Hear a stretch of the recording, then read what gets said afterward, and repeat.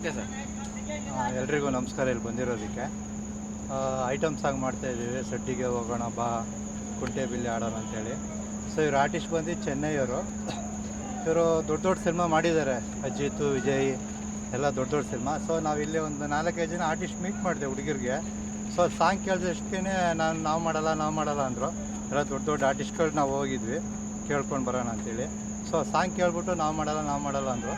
So ಚೆನ್ನೈಗೆ ಹೋಗ್ಬಿಟ್ಟು free ಇಲ್ಲ ಅಂತೇಳಿ, ಬ್ಯುಸಿ ಇದ್ದೀವಿ ಹಾಗೆ ಹೀಗೆ ಅಂತೇಳಿ ಕೈ ಸಿಗಲಿಲ್ಲ ಅವ್ರು ನಮಗೆ. ಸೊ ನಾವು ಈ ಚೆನ್ನೈಲಿ ಇವ್ರನ್ನ ಅಪಾಯಿಂಟ್ಮೆಂಟ್ ತೊಗೊಂಡು ಚೆನ್ನೈಗೆ ಹೋಗಿ ಇವ್ರು ಸಾಂಗ್ ಕೇಳಿಸ್ಬಿಟ್ಟು ಇವ್ರನ್ನ ಚೆನ್ನೈಯಿಂದ ಕರ್ಕೊಂಡು ಬಂದಿದ್ದೀವಿ. ಸೊ ಅವ್ರು ಬಂದು ನಮ್ಗೆ ತುಂಬ ಅಪ್ರೋಚ್ ಮಾಡಿ ನೀಟಾಗಿ ಸಾಂಗ್ ಮಾಡಿಕೊಡ್ತಾಯಿದ್ದಾರೆ, ಐಟಮ್ ಸಾಂಗು. ಸೊ ಆಕೆ ಒಳ್ಳೆ ಗರ್ಲ್ಸ್ ಹುಡುಗಿ. ಸೊ ನಾವು ಬೆಂಗಳೂರಲ್ಲಿ ಹುಡುಕಿದ್ದು ಯಾರೂ ಸಿಗಲಿಲ್ಲ ನಮ್ಗೆ ಅರ್ಜೆಂಟಿಗೆ. ಸೊ ಇಲ್ಲಿ 5-6 ಜನ ಹುಡುಗಿರು ಹೋಗಿ ಕೇಳಿದ್ವಿ, ಬಿಸಿ ಅಂತೇಳಿ ನಮ್ಗೆ ಯಾರು ಕೈ ಸಿಗಲಿಲ್ಲ.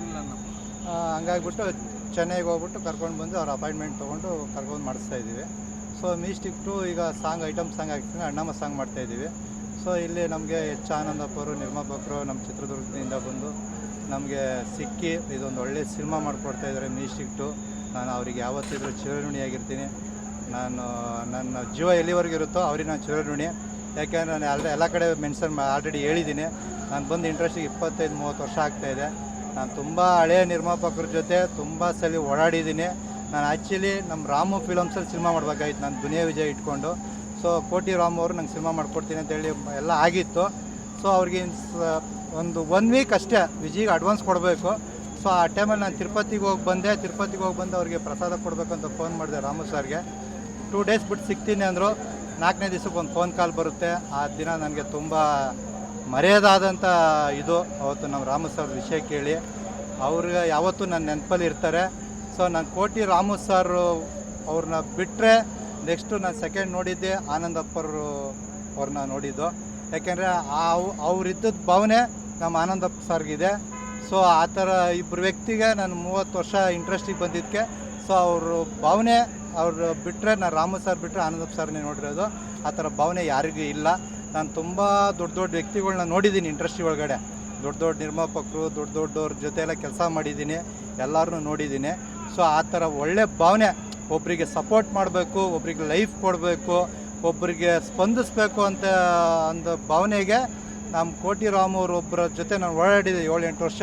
ಅವ್ರು ನಾನು ಇದನ್ನೆಲ್ಲ ನೋಡಿ ನಿಂಗೆ ಒಂದು ಡೈರೆಕ್ಷನ್ ಕೊಡ್ತೀನಿ ಮಾಡು ಅಂತೇಳಿ ದುನಿಯಾ ವಿಜಯ್ಗೆ ಕತೆ ಹೇಳಿ ನಮ್ಮ ಅಂಜಿ ನಾಗರಾಜ್ ಅವರೇ ಕರ್ಕೊಂಡೋಗಿ ಒಪ್ಪಿಸಿ ಎಲ್ಲ ರೆಡಿ ಮಾಡಿತ್ತು. ಮಾಡಿ ಇನ್ನೇನು 1 ವೀಕಲ್ಲಿ ಅವ್ರಿಗೆ ಅಡ್ವಾನ್ಸ್ ಮಾಡಿ ಸಿನಿಮಾ ಸ್ಟಾರ್ಟ್ ಮಾಡಬೇಕು, ಪ್ರೆಸ್ ಮೀಟ್ ಮಾಡಬೇಕು. ಆ ಟೈಮಲ್ಲಿ ಹಿಂಗೆಲ್ಲ ಆಗೋಯ್ತು ಅವರಿಗೆ. ಅದು ಬಿಟ್ಟರೆ ನಮ್ಮ ಆನಂದಪ್ಪ ಸಾರೇ ಸಿಕ್ಕಿ ನನಗೆ ಅವ್ರಿಗೆ ಹೋಗಿ ಅಪ್ರೋಚ್ ಮಾಡಿ, ಈ ಥರ ಮ್ಯೂಸಿಕ್ ಟು ಅಂತೇಳಿ ಸಿನಿಮಾ ಮಾಡ್ತೀನಿ ಅಪ್ಪಾಜಿ, ಈ ಥರ ಸಬ್ಜೆಕ್ಟ್ ಇದೆ ಕೇಳಿ ಅಂದ್ಬಿಟ್ಟು ಅವ್ರು ಲೈನ್ ಕೇಳ್ಬಿಟ್ಟು ನೀನು ಮಾಡಪ್ಪ ಅಂತ ಹೇಳ್ಬಿಟ್ಟು ನನಗೆ ಸಾಕಾರ ಮಾಡಿ ಇಲ್ಲಿವರೆಗೂ 91-92 ದಿನ ಶೂಟಿಂಗ್ ಆಗ್ತಾಯಿದೆ. 91 ದಿನ ಆಗ್ತಾಯಿದೆ. ಇನ್ನೂ ಒಂದು 20-25 ಡೇಸ್ ಆಗುತ್ತೆ. ದಸರಾಗೆ ರಿಲೀಸ್ ಪ್ಲಾನ್ ಮಾಡ್ತಾಯಿದ್ದೀವಿ. ವರಲಕ್ಷ್ಮಿಗೆ ಟೀಸರ್ ಬಿಡುಗಡೆ ಮಾಡೋಕ್ಕೆ ಪ್ಲಾನ್ ಮಾಡ್ತಾ ಇದ್ದೀವಿ. ಈಗ ಈ ಒಂದು ಸಾಂಗ್ ವಿಚಾರಕ್ಕೆ ಬರೋದಾದರೆ, ಶೆಡ್ಗೆ ಬಾ ಅನ್ನೋದು ದರ್ಶನ್ ಅವರ ವಿಚಾರವಾಗಿ ಒಂದು ನೆಗೆಟಿವ್ ಆಗಿ ಟ್ರೋಲ್ ಆಗಿರುತ್ತಂಥದ್ದು ನಿಮಗೆಲ್ಲರಿಗೂ ಗೊತ್ತಿರೋದೆ. ಓಕೆ, ಬಟ್ ಈ ಒಂದು ಸಿನಿಮಾಗೆ ಈ ಒಂದು ಸಾಂಗನ್ನು ಮಾಡ್ಕೋಬೇಕು ಅಂತ ಯಾಕೆ ಅನಿಸ್ತಾ? ಈ ಸಾಂಗು ನಾನು ಡೈಲಿ ಮೊಬೈಲಲ್ಲಿ ನೋಡ್ತಾ ಇದ್ದೆ. ಸೊ ಮೊಬೈಲಲ್ಲಿ ನೋಡ್ತಾ ಇರ್ಬೇಕಾದ್ರೆ ಎಲ್ಲ ಸಾಂಗ್ ನೋಡಿ ಎಂಜಾಯ್ ಮಾಡ್ತಾಯಿದ್ರು. ತುಂಬ 7 ಕೋಟಿ ಜನ ನೋಡೋರೆ, 8 ಕೋಟಿ ಜನ ನೋಡೋರೆ. ಈ ಸಾಂಗಲ್ಲಿ ಏನಿದೆ ವಿಷಯ ಅಂತ ನಾನು ತುಂಬ ಒಂದು 2 ಸಲ ಕುತ್ಕೊಂಡು ನೋಡಿದಾಗ ಈ ಸಾಂಗಲ್ಲಿ ಏನೋ ವಿಷಯ ಇದೆ, ಈ ಸಾಂಗ್ ಜನ ಎಂಜಾಯ್ ಮಾಡ್ತಾವ್ರೆ ಅಂದಾಗ ಈ ಸಿನಿಮಾಗೆ ಆಗ್ತಾ ಇರ್ಬಾರ್ದು ಈ ಸಾಂಗ್ನ ಅಂತೇಳ್ಬಿಟ್ಟು, ಇದು ಯಾವುದೂ ಯಾರ ಬಗ್ಗೆ ಉದ್ದೇಶ ಬರುವಾಗಿ ಮಾಡಿರೋ ಸಾಂಗ್ ಅಲ್ಲ. ಈ ಸಾಂಗ್ ಜನ ಎಂಜಾಯ್ ಮಾಡ್ತಾರೆ ಅಂದರೆ ಸಿನಿಮಾಗೆ ತರ್ಬೋದಲ್ಲ ಈ ಸಾಂಗ್ನ ಅಂತೇಳಿ ಕಾಲ್ಪನಿಕವಾಗಿ ಈ ಸಾಂಗ್ನ ನಾನು ಲಿರಿಕ್ಸ್ನ ಬರೆದು ನಾನೇ ಮ್ಯೂಸಿಕ್ ಡೈರೆಕ್ಟರ್ ಹತ್ರ ಹೋಗಿ ಮಾತಾಡಿ ಈ ಸಾಂಗ್ ಮಾಡೋಣ ಸರ್, ಐಟಮ್ ಸಾಂಗ್ ಅಂತೇಳಿ. ಸರ್ ನಿಮ್ಗೆ ಓಕೆ ಆದರೆ ಅವ್ರು ಮಾಡೋಣ ಅಂತೇಳಿ ಮ್ಯೂಸಿಕ್ ಡೈರೆಕ್ಟರ್ ಒಪ್ಕೊಂಡು ಈ ಸಾಂಗ್ ರೆಡಿ ಮಾಡಿಸಿ ನಾನು ಚೆನ್ನೈಗೆ ಹೋಗಿದ್ದು. ಇಲ್ಲಿ ಬೇಜಾನ್ ಜನ ಹುಡುಗಿರು ಕೇಳಿದ್ವಿ, ಎಲ್ಲ ಬಿಜಿ ಇದೀವಿ ಅಂತ ಹೇಳ್ಬಿಟ್ಟು ಯಾರು ನನ್ನ ಕೈ ಸಿಗಲಿಲ್ಲ. ಸರಿ ಅಂತ ಹೇಳ್ಬಿಟ್ಟು ನಾನು ಚೆನ್ನೈಗೆ ಹೋಗಿ ಇವ್ರ ಆರ್ಟಿಸ್ಟ್ ಹತ್ರ ಮಾತಾಡಿ. ಈಗ ದರ್ಶನ್ ಅವರ ಅಭಿಮಾನಿಗಳು ಇದಕ್ಕೆ ವಿರೋಧ ವ್ಯಕ್ತಪಡಿಸ್ತಾರೆ ಅಂತ? ಇಲ್ಲ, ದರ್ಶನ್ ಅವರು ಅಭಿಮಾನಿಗಳು ವಿರೋಧ ಪಡಿಸೋಂಥದ್ದು ಏನಿಲ್ಲ ಇದರಲ್ಲಿ. ಅವರಿಗೆ ಪಾಸಿಟಿವ್ ಇದೆ, ಎಲ್ಲ ಇದೆ. ದರ್ಶನ್ ಅವ್ರಿಗೆ ನಾವು ಪಕ್ಕ ಅಭಿಮಾನಿನೇ. ದರ್ಶನ್ ಅವ್ರ ಪರವಾಗಿ ನಾವು ಯಾವತ್ತೂ ನೆಗೆಟಿವ್ ಆಗಿ ಮಾತಾಡೋದಿಲ್ಲ. ಯಾಕೆಂದರೆ ಅವರು ದೊಡ್ಡ ಕಲಾವಿದರು, ದೊಡ್ಡ ಸ್ಟಾರು. ಅವ್ರ ಮುಂದೆ ಮಾತಾಡೋಷ್ಟು ನಾವೇನಿನ್ನೂ ಏನಿಲ್ಲ. ಸೊ ಅವ್ರ ಕೆಳಗೆ ನಾವು ಇರ್ತೀವಿ ಅಷ್ಟೇ.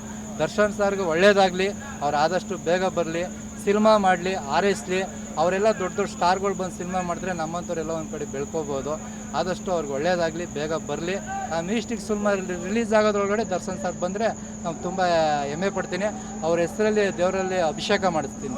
ಈಗ ಶೆಡ್ಗೆ ಬಾ ಅನ್ನೋ ಒಂದು ಹಾಡಲ್ಲಿ ಬರೀ ಶೆಡ್ಗೆ ಬಾ ಅನ್ನೋದನ್ನ ಮಾತ್ರ ಲಿರಿಕ್ಸ್ ಉಪಯೋಗಿಸ್ಕೊಂಡಿದ್ದೀರಾ ಅಥವಾ ಅದು ಆರೋಪ ಸೆಡ್ಡಿ- ಏನಿದೆ ಅದನ್ನ ಕೂಡ ಸಾಂಗಲ್ಲಿ ಏನಾದ್ರು ಇಲ್ಲ ಇಲ್ಲ ಆ ಥರ ಏನಿಲ್ಲ, ಬರೀ ಸಡ್ಡಿಗೆ ಹೋಗೋಣ ಬಾ ಸಾಂಗ್ ಅಷ್ಟೇ ನಾನು ಭಯ ಮಾಡ್ಕೊಂಡಿರೋದು. ಮತ್ತು ಬೇರೆ ಎಲ್ಲ ಏನು ಮಾಡ್ಬೇಕು ಅದನ್ನು ಮಾಡ್ಕೊಂಡಿದ್ದೀನಿ ಅಷ್ಟೇ, ಬೇರೆ ಇನ್ನೇನು ಬೇಡಿಲ್ಲ. ಬರೀ ಸಡ್ಡಿಗೆ ಹೋಗೋಣ ಬಾ ಕುಂಟೆಬಿಲ್ಲೆ ಆಡೋಣ ಬಾ, ಸೊ ಆ ಲೈನ್ ಇಟ್ಕೊಂಡು ಬರ್ಕೊಂಡು ಹೋಗಿದ್ದೀನಿ ಸಾಂಗ್ನ, ಅಷ್ಟು ಬಿಟ್ಟು ಬೇರೆ ಇನ್ನೇನು ಮಾಡಿಲ್ಲ. ಸರ್ ಏನೋ ಹೇಳ್ತಾ ಇದ್ರಿ, ಅವ್ರು ಬಂದರೆ ಏನೋ ರಿಲೀಸ್ ಮಾಡಿಸ್ತೀನಿ ಏನೋ ಅಂದ್ರಿ. ಅದು ಸುಮ್ಮನೆ ನಮ್ಮ ಬಾಸ್ ಬಗ್ಗೆ ಜನ ಒಂದು ಹೊಗಳಿಕೆ ಬೇಕಾ ನಮಗೆ, ಬಾಸ್ ಬಗ್ಗೆ ನಮ್ಮ ಬಾಸ್ ಅಲ್ಲ ಅವರು, ಅದಕ್ಕೆ ನಮ್ಮ ಬಾಸ್ ಬಂದರೆ ಹೆಂಗಿರುತ್ತೆ ಹೊರಗಡೆ ಅನ್ನೋದಕ್ಕೆ ಒಂದು ಲಿರಿಕ್ಸ್ ಬರ್ತಿದ್ದೀವಿ ಅದನ್ನು. ಅದೇ ಬಾಸ್ ಬಂದರೆ ಬಾಸ್ ಬರ್ತಾರೆ, ಹೊರಗಡೆ ಬಂದರೆ ಏನೋ ಅವ್ರ ಹತ್ರ ರಿಲೀಸ್ ಮಾಡಿಸ್ತೀನಿ ಅಂತ. ಅಷ್ಟೊಳಗಡೆ ಬಂದರೆ ಅವ್ರ ಕೈ ರಿಲೀಸ್ ಮಾಡಿಸೋಣ ಅಂತೇಳಿ ಅಷ್ಟೇ. ಅವ್ರು ಬಂದರೆ ಅವ್ರ ಕೈ ರಿಲೀಸ್ ಮಾಡಿಸೋಣ ಅಂತ, ಬಾಸ್ ಬರ್ತಾ ಇದ್ದಾರೆ ರಿಲೀಸ್ ಆಗ್ತಾ ಇದ್ದಾರೆ ಅಷ್ಟೇ, ಅದು ಮಾಡಿರೋದು ನಾವು line. Okay sir, okay. Okay thank you sir.